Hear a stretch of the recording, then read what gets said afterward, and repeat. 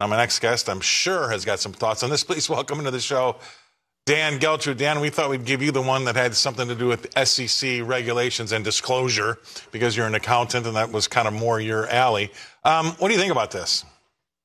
Well, I have a simple message for the SEC to start with. How about this?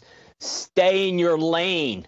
Yeah. That's the best advice I can give them. Listen, the SEC is supposed to be protecting investors, not the environment.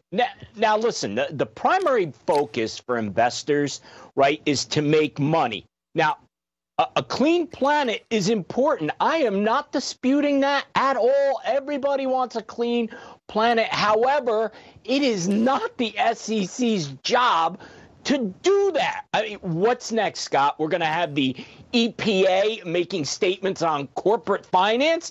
No, the EPA, they should stay in their lane, which is the environment.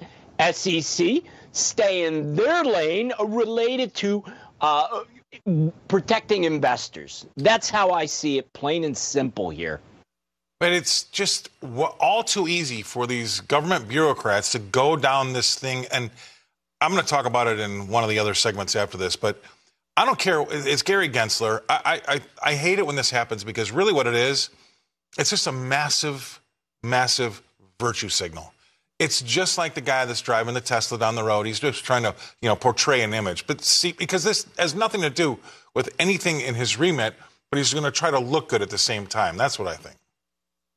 Well, part of this is also, Scott, and we've heard this from the administration time and time again, it's about destroying, in my view, the U.S. energy sector, whether that's oil or mining and coal and everything else.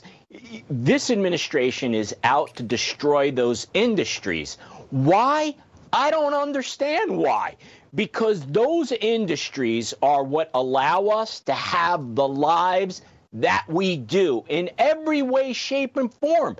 Why do you want to destroy them? On top of that, all the investors in those companies that stand to lose money, all of the jobs that stand to be lost. I understand there'll be a transition, I'm sure, over time where we will be moving into alternate energy sources, and that's fine. That doesn't happen overnight. That takes decades, Scott, decades. Well, I'm going to take a little bit of a right turn. That's actually a massive right turn, actually, to compliment what you had to say there. Why are they doing this? I can tell you what I think.